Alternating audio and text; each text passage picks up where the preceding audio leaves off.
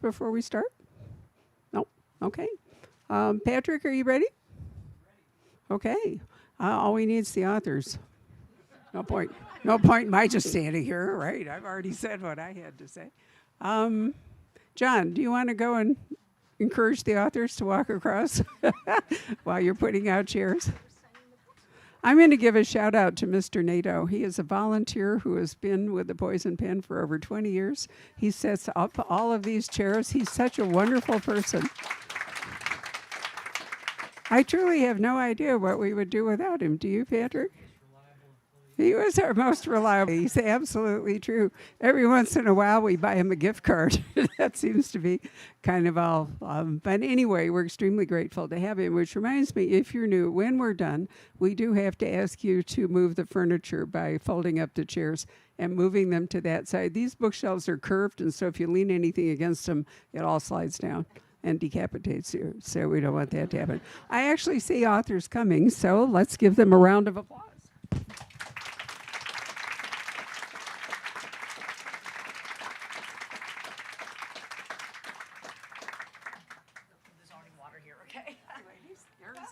Water here. I'm going to give you a fresh one, and you can. I'll keep my one. Oh, okay. Okay. All right, that's fine. We have water to burn. Now, if I turned off my phone, this would be great. Dump this over here. I'm really glad to see them. I lost Sandra. I've been panicking for the last hour. Well, I mean, somehow or other, in all the times you've been here, we've never really exchanged contact info. So I thought if you were somewhere wandering on the streets of Scottsdale, what was I going to do? Well, I'm really glad. Part of the service we provide is we pick up authors, and generally we take them out before or afterward, and we have a really good time, don't we? Yes. So it's always fun to have you here. So I am told that Tess Gerritsen, yay, round of applause for Tess, and Sandra, whom I've already mentioned, but a round of applause for her, have rehearsed tonight's program by appearing together on a panel at the Tucson Festival of Books on Sunday.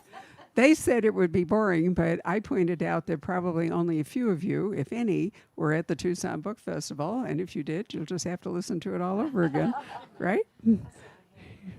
You found somebody? Yeah, one person. Okay. Don't you dare. All right. A cone of silence comes over you.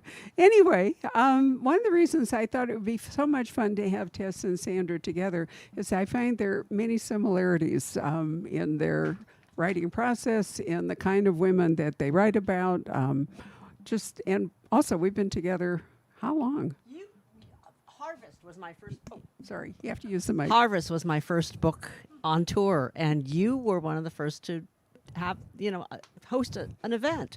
And that I was a debut hardcover novelist then, so wow. Thank you, Barbara. Thank you.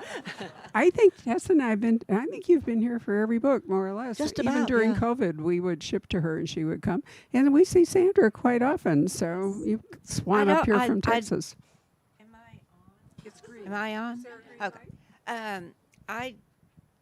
I'm not sure I came last year, but I know I had come in sequential years right before that. If you get mesmerized watching the sometimes sideways, but mostly up pictures over there, there's a wonderful photo of you, which will now completely distract you while we're having this conversation. Sometimes I sit over here and I just watch them, and we'll have to figure out. I have a lot of new photos to upload, but I don't understand why some of them are sideways. I'm totally confused. Anyway, I'm going to turn this over to you, but let's start with an alphabetical order. Sandra, tell us about Blood Moon. Well, it was a little bit unusual because a frequently asked question, as I'm sure Tess can attest to this, is that people ask where do you get your ideas, and the truth of the matter is I never know. Tess may know, but this was one of those times, and it was unusual because I got the title first. And those words just came to me one day. And I thought, what is a blood moon? Anyway, I thought my initial reaction was, ooh, that looks so good on a book cover. The two double O words. And but I didn't really understand from an astronomical point of view what it was. So I went online and started looking it up, and then along with all of the scientific aspects to it, there was the mystical aspect to it, and the mythology, and the all of the cultures throughout history have attached some kind of symbolism, to a blood moon, whether it be good or a bad omen. And I just thought that'd be a fun thing to write about. So I called my editor, said, I have great news, because usually my titles are one of the last things to come. So I said, I have great news. I've got a title. And I told him, and he said, oh, I just got cold chills. And I said, well, and the next blood moon is in March of 2025, and it'll be the first one in 3.5 years. And we had talked about bringing my book out in the early spring. And I said, if you don't see the publicity prospects of that. And so he agreed, and he said, well, I can't wait. What's it about? And I go, I have no idea. And he said, oh, details, So anyway, I had to come up with an idea, a story that would fit the title. So that's where it originated. Wasn't your actual publication date last Tuesday with the blood moon? It was the Tuesday before. It was my pub date was on the 4th, which was Mardi Gras. A week before. And then the blood moon was on the night of the 13th, 14th. So it was 1 week before. Yeah. Isn't she going to tell us what it's about? We know about the title, but what about the rest of it? Well, as I said, I had to come up with a storyline, and I've been listening to a lot of the Dateline podcasts, and I love true crime and all of the shows, on TV about true crime, and so I thought that would make and I thought the producers, because I had contributed to 2 different shows over the course of my career, a true crime story. And the producer was so interesting to me, because he had to be like solving the mystery without doing all of the work in law enforcement. But he interviewed all the people and got all the facts together. They did all the production. And I thought that would be a good job for a heroine. And so my heroine works for a national, very top-rated show called Crisis Point. And she comes across this story. They've already produced the show it's about a missing girl who went missing on the night of the last blood moon. And so she starts digging into it and says, uh-oh, we've got this all wrong. And so she goes down to Louisiana and meets the detective who could not solve the mystery, and it has eaten at him, and his life has gone on the skids. He's typical Sandra Brown hero, wounded and in pain and all of this. But anyway, he wants nothing to do with her. He don't want to revisit that time in his life, and she's bugging him for all of this information. So that's where it starts in chapter 1, and what she says to him, I'm not giving too much away here, at the end of chapter 1 is, it's going to happen again. And they've got 4 days before the next blood moon to figure out who the bad guy is. I read the book on the plane from Boston to Tucson, and it kept me awake the whole time. I mean, it was like, okay. And I love your hero. I love tortured heroes. We all love tortured heroes, right? Yeah. Actually, I was thinking it's fascinating. You put a ticking clock in, sort of a Jeffrey Deaver, but slower. Yeah.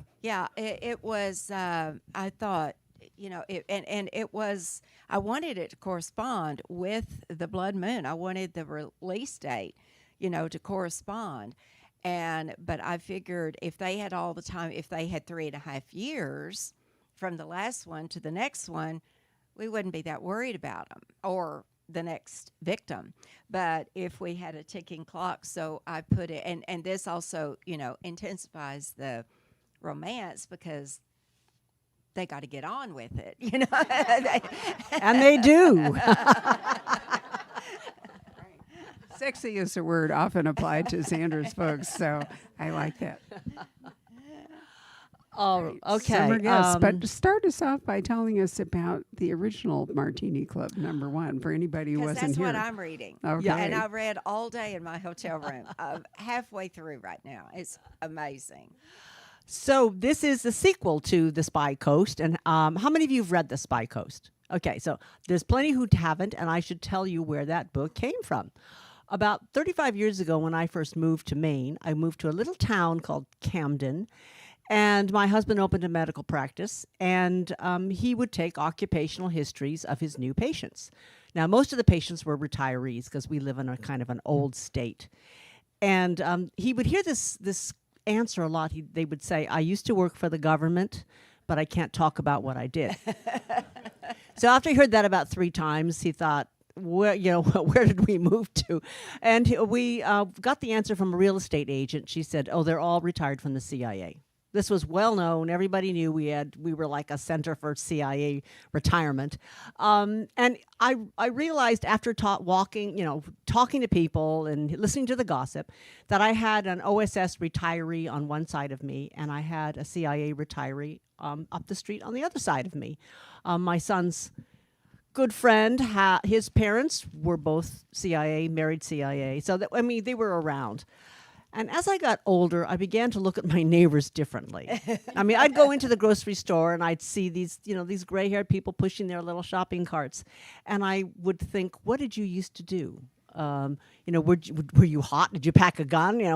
Did you live dangerously?" And it became clear that I was living in a really unusual town with people who were very aware of global politics.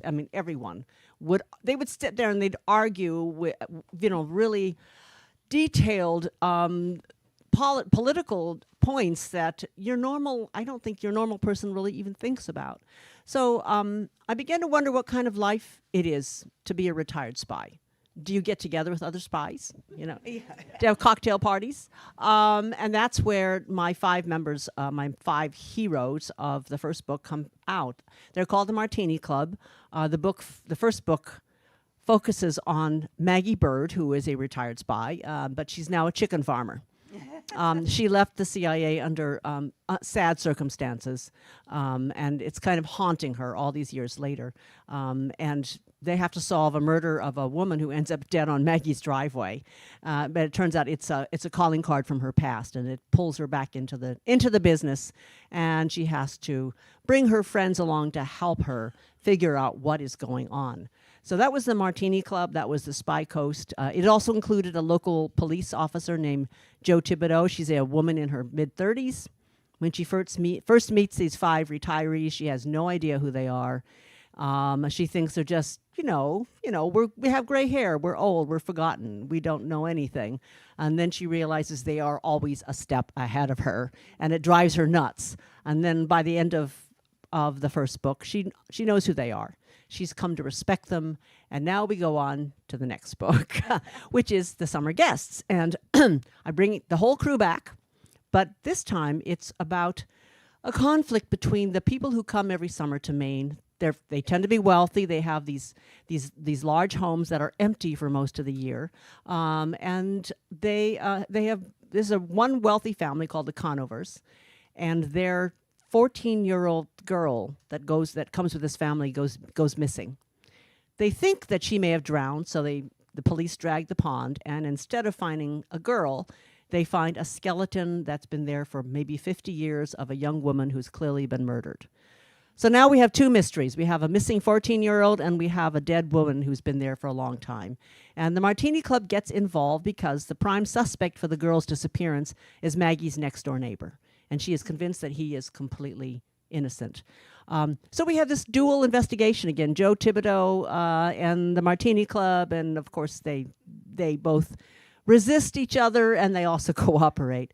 I do bring some CIA history into the story because, yes, Mid-Coast Maine did have a CIA operation from the 50s to the 70s. It was the project was called MK Ultra. I don't know how many of you are aware of it. There were congressional hearings about it because it ended very badly. The project was about testing psychoactive drugs on people who were not always aware they were being given these drugs. And it ended when a CIA employee was given LSD without his knowledge, and he jumped out of a 10th floor window and died. And when after that death, and we don't even really know how many people died because this was happening around the world. We had a branch of it in Mid-Coast, Maine, where I live. I can tell you which house it was happening in because it's still there. Anyway, it went to congressional hearings. It was a big scandal, and the director of the CIA ordered all the records for MK Ultra destroyed. So we really don't know, which is great for a fiction writer, right? Because we can make up anything, and there's no way for them to say that didn't happen. So that is one of the threads in the Summer Guests, and I just love these 5 people, and I'm working on the next book now. They are great characters. If you haven't read, because I just started, as I said, the Spy Coast, and these characters are just so real immediately. I mean, the way you've portrayed them, down to, I mean, they're just their whole character and everything about them. They're wonderful characters. They draw you in immediately. Yeah. So actually, maybe should we just do our thing? I do have one question. Why is it the Martini Club as opposed to like the Scotch Club or the Gin and Tonic Club? You are absolutely right, because these 5 spies actually love their whiskey. But it was and their vodka, Belvedere. Belvedere. But it was a spur of the moment thing when Joe Thibodeau, the cop, says, "Who are you people?" And they said, "We have a book club." And she goes, "Well, what do you call your club?" And they just pulled it out of the air. The Martini Club. So it was spur of the moment. They should have said the Whiskey Club. Checking, because whiskey seems more appropriate to Maine somehow or other, where it's cold a lot. And by the way, I did a lot of whiskey research. Right. Well, we were just talking about characters, and Sandra and I discovered when we were on stage in Tucson that is really kind of how we start our book. So why don't you talk about, your wonderful cop, and I think he was the first one who came to you, wasn't he? Right. I always have an idea of what my characters are going to be like, but I really don't ever do character cards, or it's a getting acquainted process. So I just kind of open a scene and wait and see who shows up. But I started Blood Moon with a watering hole in southern Louisiana, right in Terrebonne Parish, which is right there on the Gulf Coast. It's the one that always gets hurricanes, and it's very swampy. And I love all of that. I just love all of that. And so I have this bar, and my hero walks in, and he's kind of raggedy, kind of edgy, and he walks over to the bar, and then he has a exchange with these guys that are playing billiards that's kind of contentious, and then you hear this first line of dialogue from the other side of the room, which is, "Bartender, put that on my bill." And he had just ordered a Coke. And he turns, and up until that point, I didn't even know the heroine was there. But she's the one who said it. So that those first 4 pages had been written from her point of view, but I didn't even realize it yet. And so he turns around, and she had made this assignation with him. She had called him at the police department the day before and said, "Will you meet me?" And he is responding to this sexy voice on the phone from a woman, says, "Will you meet me?" And it's out in the middle of nowhere, but he goes. And so he doesn't know who she is. And he sits down, and they kind of take each other's measure, and she's from New York, but she's got on a LSU ball cap and a Louis Vuitton bag. And he says, I'm figuring that the bespoke handbag is what you're really about, and as I say, he looks kind of raggedy. But from there, their conversation just kind of took over the scene. I never really know what they're going to say. I never feel as though I create anything. It's like they have lived this story and they're asking me to report it. It's always that way. It's not like I'm going to make this character, I'm going to make this character. And I don't know what all of their psychology is. I know what their goal is going to be. And so I build a plot based on that. But in terms of how they internalize things or how they express themselves or anything like that, I just wait to see what they're going to do. So the first draft of the book is really I'm getting to know them. And by the end of the first draft, I know them a whole lot better so that when I go through the second time, I can incorporate all of those things that I've learned about them, their background, and et cetera. It is so eerie how similar we are, because I have never done a character sketch ever. Some writing teachers will say, "Well, you should do a biographical sketch," and I think, and you should know everything about right. this You should know what they ate for breakfast. How boring would that be? Exactly, Yeah. exactly. I mean, it feels like writing a college application. Right. Exactly. So I feel exactly the same way you do. Is that I don't know who they are at the very beginning. I can hear their voice. And it's like meeting somebody for the first time. You know a few things. You know their gender. You know how old they are. You know their race. And when they start talking, you kind of know their educational background. But you don't know who they are as people until you've spent a year with them, working with them, hearing their voice. And then by the end of the first draft, you think, now I know who you are. And I'm going to go back and make everything fit or make it all, yeah.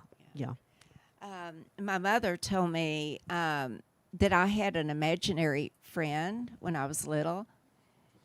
And it's kind of spooky, but I still have imaginary friends that talk to me. But I had Charlotte, and I don't remember at all. But I remember my parents telling me, said, we didn't even know anybody named Charlotte. We don't even know where you got that name, but I took her with me everywhere, and she would be scolded, she would be fed, she would be, she would sleep with me, she would go, and so it's like I had to leave the book in progress to do the publicity and everything for Blood Moon, so I knew I could see it coming, where there was going to be this conflict of interest, because I was going to be publishing a book at the same time that I was trying to finish one. So sure enough, I'm about 40 pages from the end of this book. And I said the other day in Tucson, I said, I can't stand not knowing what they're doing when I'm not there. It's like, what am I missing? And so I can't wait to get back, and pick up with them, because I feel like they're waiting, they're doing stuff that I'm missing out on. They become that real. That's really true. I mean, I know what mine are doing. They're drinking. Whiskey. Not They're martini. drinking whiskey and they're gossiping. But no, that's really true. I feel exactly the same way in that it's hard to get away from your draft, your first when you're still creating. It's like, wait, they're moving on the story without me. The other thing I find that's really useful is, we talked about just hearing them talk to you. The Spy Coast started because I heard Maggie Bird say to me, I'm not the woman I used to be. And then that starts the story. It's like, well, tell me who you used to be. And then she told the story about her tragic past and why she left the CIA. I also find that sometimes people will change. I mean, characters will change on me. People I think I knew at the beginning will transform into something else. I don't know who my villains are. I find out halfway through the book, and I guess we're sort of the ultimate seat of the pants writers. We are, because one time I had a villain in mind for a story, and he didn't want to be the villain. He just didn't want to be the villain. Meanwhile, I had somebody over here go, I will.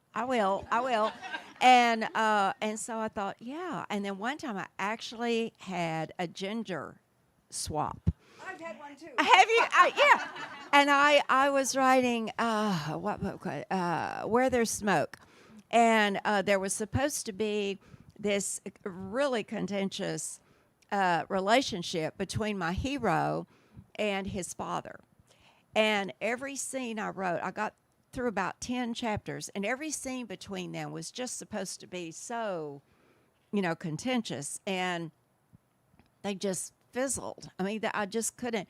And I was like, one night I sat bolt upright in bed and go, it's got to be his mother. The next day, Jonah became Jody. Jonah became, and so I just switched it. I went back and rewrote those scenes where it was his mother, and automatically there was this, electric hostility between the two of them. So these things were weird. I'm telling you, we're really weird. Okay, I got to talk about my gender switch. So I wrote this book called Vanish, and it opens up with a dead body in the morgue who wakes up. So Maura Isles is she's working in the morgue. She hears a noise. She opens up the body bag, and the man's eyes pop open. So she calls 911. This guy gets sent over to the hospital, and there he does something completely unexpected. He grabs a security guard's gun. He kills him, and he takes hostages in the hospital. And among the hostages he takes in the hospital is a very pregnant Detective Jane Rizzoli, who's there to have her baby. Her water has broken while she was testifying in a courtroom. And so there she is in her little hospital gown, and nobody knows she's a cop. And this guy has just killed a security guard. So she's, of course, afraid of admitting that she is a cop. Anyway, it turned into a hostage crisis. And I thought, that's pretty exciting, right? I mean, a lot of interesting things have happened. Corpse wakes up in morgue, hospital crisis. And I get halfway through the story, and something bothered me, just like it was bothering you. Yeah. And I just stopped writing. This is what plot block is all about, or writer's block. It's somebody telling you you've gone the wrong way. So how I go about it, I take long drives. I there's something about driving that just makes your brain, that part of your struggling brain, shut down. And it was through Texas. And in Texas, we got a lot of ground to cover. Right. In Texas, it's very easy to take a long drive. So I was in the middle of, I don't know, sagebrush. What do you have out there? And something occurred to me why I was bored with this story. I just wasn't interested anymore. And it was because who takes hostages in this world? It's men. It's always men. This is like an old story. And I thought, well, what if it was a woman? If it's a woman who did all these things, then it becomes really weird. Then it becomes interesting. Why would a woman do this? She's terrified. And I just went home, and I didn't go back to correct it. I just started in the middle and just kept on writing as if it was always a woman. I mean, if you were to read the first draft, you'd be really confused because this character becomes, had a sex change operation somewhere in the middle. And then you take care of that in the second draft. But same thing, something about where the story is going bothers us, and we stop and we correct, and it all of a sudden makes sense. Yeah.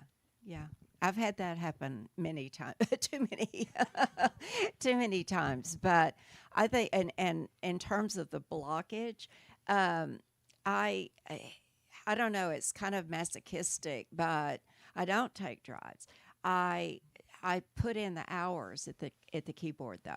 But if you're blocked, how do you put the I hours know. in? Well, I don't necessarily write anything, but I think I didn't say I was productive at the keyboard. I just sit there. I put myself through it because I think I guess I'm scared. If I ever gave into it, then I would never be able to write again. I think that's one thing that I can't speak for Tess, but I think a frequently asked question is, what do people not know about you? And our lives are pretty public, thanks to the internet and all of that. But in social media, but they don't know how fearful that I am. I don't think anyone would understand the fear of going to that keyboard every day and having to put words on paper that you want to read. And it's like every day is like a new day, and some days it just clicks and I can't type fast enough. My fingers start aching, and I have to force myself to stop. And then other days it will be just like, and my characters are standing there going like, what do we do? Give us something to do. But it's I don't know. It's funny that way. I always think, no, I can't I can't leave, because if I leave, then I'll never come back. And usually when you're writing something that sounds so terrible one day, you might go back the next day and think, it wasn't as bad as I thought. You know, there's something here. There's a nugget in here. That Well, can work. I always go back and think it was bad. No, that fear is something we don't really confess to very often, because every time I finish a book and I try to start a new book, I always think, how did I do it How the last did I time? do I it the just last don't time? remember. You Okay, know, so Tess, let me ask you, since you and I have known each other for so long, you started out writing romance. There's Sandra. Oh, you went. Sorry, you were just there in your yellow jacket. I got distracted. While you're in the signing line, you can watch that. Tess has been by 3 times and Sandra once. That's all I have to do here at the moment is look at the screen. But anyway, back to Tess. You started out writing romances for Harlequin. So was your process the same writing romance? And what nudged you from romance into, because, you know, you've written some pretty hard-edged books that nobody would actually call romance. Although there's always a personal, you know, oftentimes a love interest most of the day in your books. Well, okay, my very first romance was I used to write for Harlequin. Harlequin Intrigue, their mystery line, and my first book was Call After Midnight. And what I remember about that is my editor called me after they took it on, and she goes, "Do you remember how many people you killed in this book?" I said, "No." And she goes, "We had a meeting. We counted them up. There were 13 dead bodies in this book." And that's when I should have taken a clue that but no, I've written romance, I've written medical thrillers, I've written crime novels, I've written 2 historicals, I've done a science fiction, I've done a ghost story, and now I'm doing spy novels. But every single one of those genres is difficult. I mean, I know people think, oh, romance. I think romance is really hard, which is maybe one of the reasons I left it. It's to make a whole book really focus on a man and a woman falling in love, that's not easy. I feel like crime novels, you have a lot more to work with. So that's one of the reasons I left, because the other reason is that I had a great idea for a medical thriller, which was Harvest. And it was about, you know, the killing of orphans, their organs being used and transplanted into the bodies of wealthy recipients. That was clearly not going to be a romance novel. And I remember talking to my agent at the time, and she said, "Well, you know, medical thrillers have to be written by doctors, otherwise they don't have, you know, people won't accept them." And I said, "There's something I never told you." I'm a medical doctor. And she said, "Why the hell haven't you been writing these?" So that was one of the reasons I switched over. But I think all genres are difficult. Okay, but was your process the same from the very beginning, or have you gradually, you know, adapted to it? My process has always been the same. I've always tried to outline, it never worked. And that was true for romances as well. Sandra, I'm not familiar with your really early work, so what's your story? Well, I started writing I wrote 45 romances before I ever wrote a mystery or suspense novel. I started in romance, and I wrote under 4 different names, the last one being Sandra Brown. And then that was about 8 or 9 years into my career, and but always with an eye, you know, on the sky, always with an eye to incorporate more mystery and suspense to build a larger audience. But I never felt like I abandoned romance. I think I took it into the suspense novels. And one of the books that was, I think I mentioned this the other day, one of the novels that really, I thought, you can do this, was Ken Follett's Eye of the Needle. It was a spy novel, and I had read all of his espionage books and everything, but when I read Eye of the Needle, it was one of the sexiest books I'd ever read.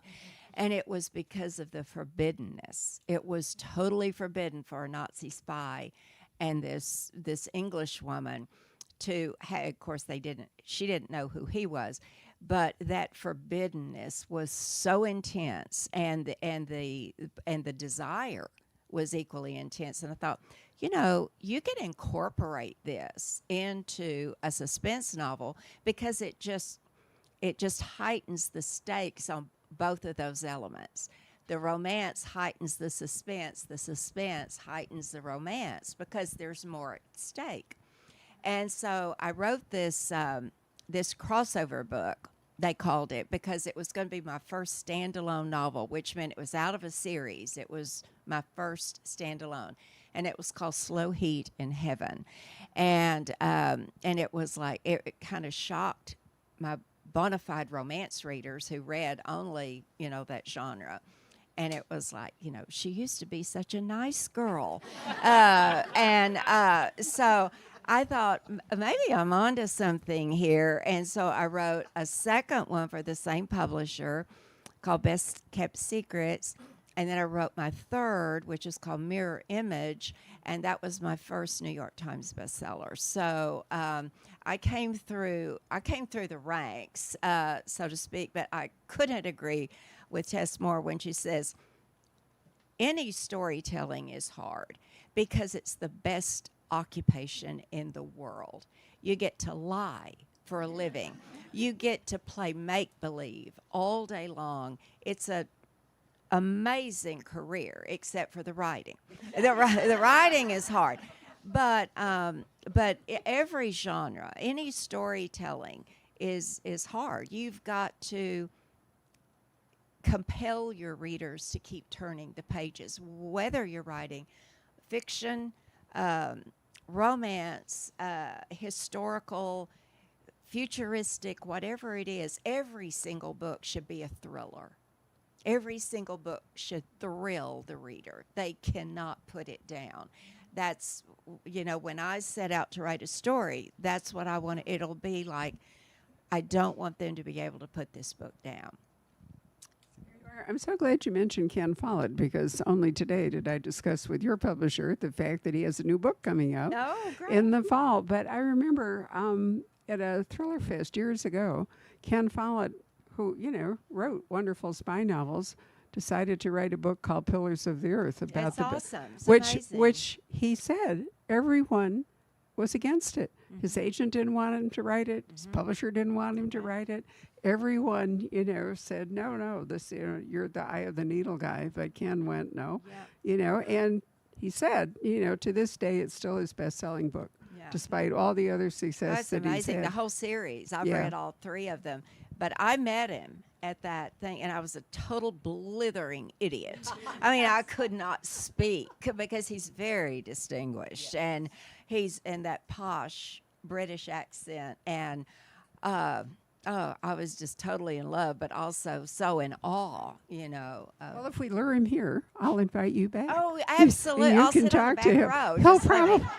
He'll probably come when I'm in Japan or something. You know, it'd be just my luck to have that happen. But isn't it interesting that the book that, you know, we are always everybody denounced. Yeah. We're always put in drawers, and they always want us to not get out of our drawer. And he insisted he was not going to stay in that drawer. And then you wrote Slow Heat in Heaven, which was, I remember that book. That was kind of shocking. And I remember you saying something about how you some of your readers were unhappy, were upset about it because it sort of went to a different level. Right. But it was your breakout book. Yeah. Yeah. I don't remember I think it was the second panel the other day. Someone, because we were three different genres, but all wrote sexy books. So that was what the panel was about. Lucky us, right? And so anyway, someone in the audience asked about do you like being categorized as one thing or another? And I said, I hate labels. I don't think any editor or publisher should ever tell an author, well, why don't you write about this? Well, I don't really want to write about that, you know. And so and a couple of years ago, I had I've written, I think it's 4 or 5 historicals, but the most recent, I think it was I know I wrote it in 2020 because it was during the epidemic, and I wrote a historical called Blind Tiger. And I loved writing that book. It was such a departure. It was a refresher, you know, just to get something. And the publisher was a little bit dubious. They really didn't know historical. But I said, this is what. Do you want a happy author or an unhappy author? So Absolutely, and they resist it. But you're right. I call them palate cleansers for us. Right. Yeah. I mean, between the hard work of what they want, Right. we write the book that we What want. we want. Right. Yeah. So, should we ask for questions from the audience? Well, no, I have one before we do that. So, I always like people to leave here thinking there will be another book from you. So, you've mentioned that you are nearly at the end, but are you anticipating a new book next year? Oh yeah, it'll probably be out about this time next year. They usually bring us out about a year apart, but pay close attention to the secondary character in Blood Moon because He spoke to you, or she, as the case may be, right? so. It was just a character that I didn't want to see the end of yet. I was just smitten, and so yeah. I've only done this about 4, 5, 6 times maybe in my career, where a character in one book would be so interesting that I felt like he or she deserved their own story. So I felt like this particular character did, and so that's what I'm writing now. And you've already mentioned a third Martini Club. Yes, it's called The Shadow Friends. I've just finished the first draft, going into the second draft. It focuses more on the couple Ingrid and Lloyd, who are the married couple who are part of the Martini Club. Ingrid's former partner in the CIA and her ex-lover returns to try and pull her back into She the. cheated on Floyd? No. That's the temptation. Comes back and tries to pull her back into the field, and it kind of threatens her marriage. But she goes off to Europe to do this operation, and Lloyd goes chasing after her. What I love about these characters is that they're not that old, comparably. I need them to be able to run. Right, exactly. But I love that they have had lives, that they are mature. They're not, your typical hero and heroine of most books, even my books. They're a lot younger than I am. There's a whole thing going on, though, with senior sleuths. Richard Osman and the Thursday Murder Club. Deanna Rayburn was here last week, and her killers of a certain age and kills well with others are just Kills amazing. She got a great review in the New York Times coming out today, Good which for I just her. sent to her. And there's a British... I'm trying to remember the name of it. I think her name is Fields or something. But anyway, there. Remember Mrs. Polifax? Who of us did not love Mrs. Polifax back in the day? But she was kind of Or Miss alone. Marple. Right. Well, yeah. Miss Marple wasn't a spy. Miss Marple, led a more sedate life. But, people who were actually like spies and assassins and traveling the world as seniors were not so frequent, or not so prolific. But now here we are. So I think that's so great. What was it? Matlock? What did Andy Griffith play? What was his character? And he was, and Matlock, and then the, what was her name? The blonde. Angela Lansbury character. Murder, She Wrote. So, yeah. I think it's great. All right, questions from the audience. Would you guys repeat the question if it's asked to you for the camera? Where's the camera? Way over there. Oh, I see. Okay. All this time. You've Oh, been that's recorded. There's one back Yeah. Yeah, I was curious about, you're talking about your process, like some days you show up to write and it's like you have to force yourself to stop and take breaks, and other times it's like basically you're just hitting this wall. I'm curious like how you push through that, or how you deal with that, or how do you frame that for yourself? The question is basically how you push through the writer's block. And a lot of it usually has to do with a lot of external pressures from, family, friends, daily life its own self. But there are just times when there's just not a creative impulse there. And typically, as Tess mentioned, there would be something wrong with where I was going, and I needed to take a step back and look at it. And it's like, how do I solve this? How do I work this knot out?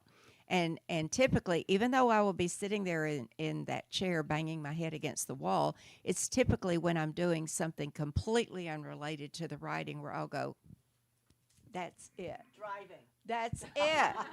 I'm gonna have to put more miles in my car. But it's really weird how sometimes it'll just work itself out. I think the characters are smarter than I am, because sometimes they work it out, and I'll go to the keyboard the next day and go, how hard was this? It wasn't hard at all. Why didn't I see it? And I think sometimes it just requires that enlightenment.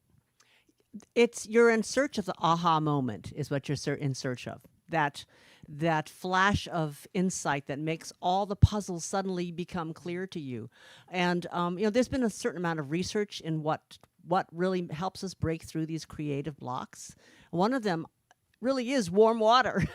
They say lie in the bath like Archimedes did, and get that eureka moment.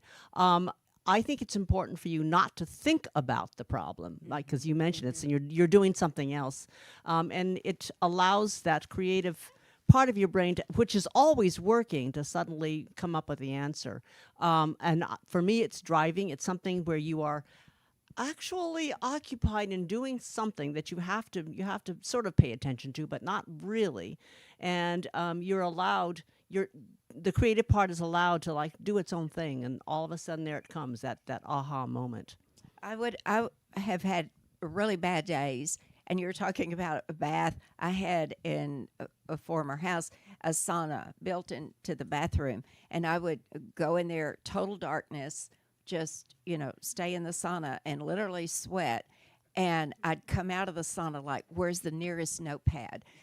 Because just that relaxation sometimes opens things up. But it's different each time, too. It's not always the same. You guys talk about your first draft and second draft. How many drafts you typically have to go through to get to the final number? About 40. No, typically it's about 4. I do the story, and then the second draft is the crafting draft, where I take apart every scene and rewrite it and rewrite it and rewrite it and rewrite it until I think I've milked everything I possibly can out of it. The third I read through just for pacing, to make sure, and also to make sure all the holes are plugged up. And then the fourth one is just like a polishing draft. But really, that kind of comes with the copy editor's version, too. Once you get the copy editing back, read it through one more time. And then you've got to read the galley. So I'm big on rewriting. And a lot of my colleagues, and I envy them, say, oh, no, when I get to the last page, it's pretty much what and I'm like, oh, no. It's like, no. I want my baby there to work on it before I surrender it. Yeah, I would say about 5 or 6 drafts. Yes. Here, I'll do it. You do Yes. it. Yeah, you do it. You're the boss. So, how did you guys start with writing? Like, I know you were a medical doctor. Like, you just woke up one day and decided, I don't want to do this anymore. I'm going to start writing. You've been writing for so long. So, how did you both get started? Well, I knew I wanted to be a writer when I was 7. But my dad said there was no way to make a living. So I went to medical school instead. And, I enjoy science, but I always knew I was going to write. I thought it would be a hobby. And then when I went on maternity leave with my first kid, who slept all the time, I wrote my first book. So after, I think I sold 2 books to Harlequin, and then I thought, maybe I can actually do this. And that's when I just devoted my time full time to writing. Well, I got fired from my job. And I was working for the ABC affiliate in Dallas, and I was a contributor to a magazine show. and it was a part-time thing. I already had 2 babies. They were toddlers at the time, and one day they came through and fired all of us, and so I got to looking around, thought, what am I going to do? What am I going to do? And all of my peers were members of this club, or they members of that club. They played bridge, or they, did this, and I was just like, this doesn't sound like me. But my dad was a writer. He was an editorial writer. My mom was an avid reader, always read. I have 4 younger sisters, all of read to us all the time. We were a family of bookworms, and I'd always read. And I remember my first college composition class, everybody had to write a theme on John Donne's "No Man is an Island" quote. And the professor read my paper to the class.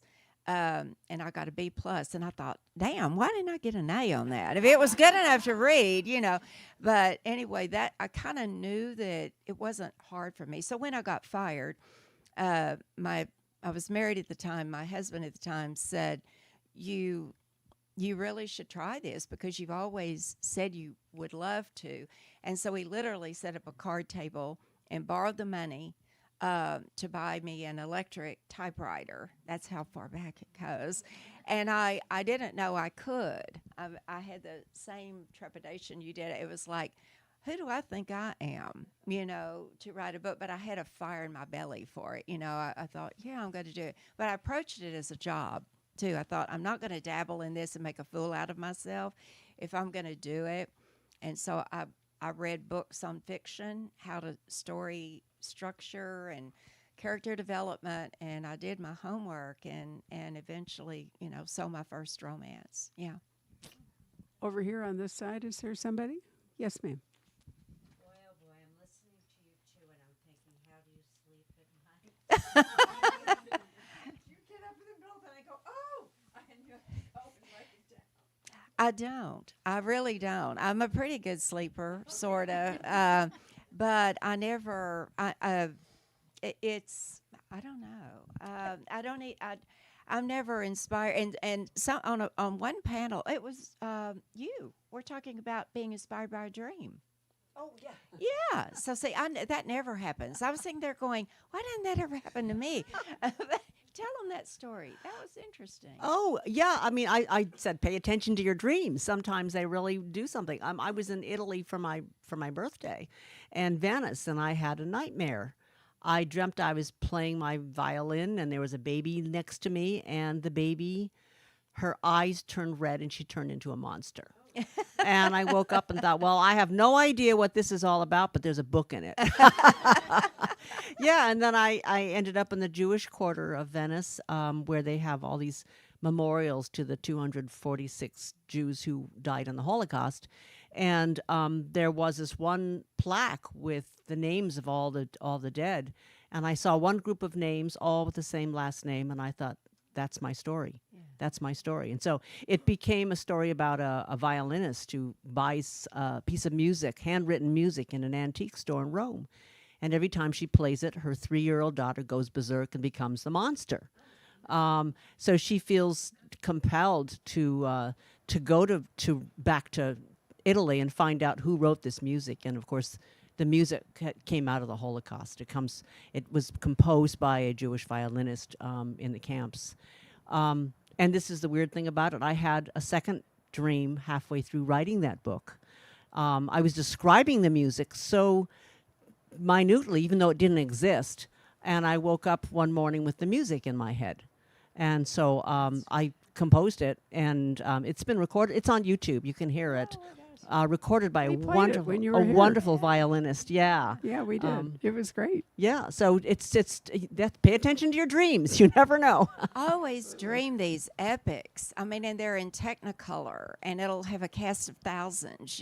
It's like, but I never have had a story, come out of it. I did have a fantasy dream, which I wish would come true, but it was with Kiefer Sutherland. And he was in love with me. And we were on the set of 24, his way. And we were just kissing, kissing, kissing. And the crew was over there saying, Kiefer, seriously, you've got to get to work. And he just could not go back to work. And I woke up and I was going, oh my gosh, I wish that were true. You know, so God, I'll trade my dreams for yours. I know. And this has been like 10 years ago, but I mean, I remember it vividly. It was amazing. Could have written early romantasy if we'd only known. Right. How wonderful. Yes, over there, sir. So last week I was out looking at the blood moon at the same time your characters were looking Yes. at the blood moon. Very, very clever. I was very impressed by that. Thank you. Did you put a lot of extra pressure on yourself? It was like, I got to get this done before, you know. Yes, but it worked out. It worked out really well because my publisher and I had been talking. But my deadline was always April, and instead of giving me more time at the end of the year, they kept moving my pub date back, and I was like, guys, this is getting really scrunched. You know, if anything should. So the book before that had come out like I think April 1st. Well, I mean, sorry, August 1st. So it had really put them in a time crunch too. So we talked about withholding the fall book of 24 and bringing it out in spring of 25. And that's when I looked up when the next blood moon was going to be, it was like a sign, you know, because I said, there may be something to this blood moon mysticism kind of thing. But that's why, and then when I found out it was in early March, that's when I said, I called my editor and said the publicity potential of this, you know, is great. But it did enable me also. I turned in the book in April, but then they had till March. So it was 11 months then. You know, we could all kind of relax. So I wasn't under pressure to finish the book. The book had been finished because I knew when the blood moon was going to be. Yeah. And it worked out because you And it made the worked out bestseller great, list. I yeah. know. Congratulations. One more question, way back there in the back. I have a question. If you had one piece of advice to give to aspiring writers, what would it be? To read everything, to read, and to approach it as if you want to do it for your own edification, your own entertainment, journaling or anything like that, that's great. But if you're pursuing a career, you have to consider it a job and go to work every day. Mine is don't give up in the middle. You know, it's we abandon manuscripts too early because we get discouraged too quickly. But sometimes you just have to break through that writer's block, and then the plot becomes obvious to you. And once you've written all the way to the end, I wouldn't stop to edit, by the way. Write all the way to the end, then you know what the story is about. It does kind of evolve organically. You know, a story takes on an identity of its own in a way, and it, I think, it wants to be told, and like you've been assigned to tell this story, so the story is there. Always feel like I need to excavate it. You know that it's there. If I just chisel away long enough, you know, I'll have a David. You know. Right. In your role as Michelangelo of the Yeah, book yeah, world. yeah. I love it. Right. Well, thank you both very, very much. And this is the point where normally I give away a book, but I didn't find one that I wanted to do for tonight. So I'm going to make a small pitch instead. And it's based in part about the fact that you have a podcaster who's a crucial part of Blood Moon, right? Or she's a true crime. It's a television show. Okay. Yeah. All right. Television. Well, show. anyway, true crime has become, you know, Yeah. sort of a plot. So next Monday, John Sanford will be here for Lethal Ah. Prey, which is, I think, his 35th or 36th Louis Davenport. And the structure of it is fascinating. I'm giving nothing away because in the first chapter, he tells you how the murder happened, who did it, and how she did it, and how she got away with it. And the rest of the book is about her sister coming to the end of her life and deciding that the one thing she can still do is she can put out a reward and put all the research she's done on this crime up and see if crowdsourcing will help solve this whole case. And so this enormous number of people interested in true crime, television, podcasters, whatever, descend upon Minnesota, leaving Virgil and Lucas to figure it out. But what's so interesting for it as a reader is that you follow along with them. You know what happened. So it's one of those rare cases where you actually know what the plot is, you know what happened, and you're waiting for everybody else to catch up. But Sounds great. But No, the I love behavior of the podcasters, not your is so terrible. They are all out there trying to, they have no boundaries. They will do anything. They trample over stuff. They're all trying to get clicks and they're all trying to win the money. And also it's this like huge group of people behaving really badly and the two cops sort of in the middle. I just loved it because the structure was so different. That's great. So I recommend to you next Monday, and Nick Petrie is going to fly out from Milwaukee to be the co-host. So if any of you are Nick Petrie fans, you can do that. So anyway, that's my pitch. Sorry I couldn't give you a copy of the book, but we're not allowed to do that until next Monday. Right. So thank you all very much for coming tonight. If you'd like to fold up your furniture, I think we probably gave you numbers, and it would be polite if you would line up in the order of your number. If you guys will stay here, it's probably the best place. I will get you pens. Don't.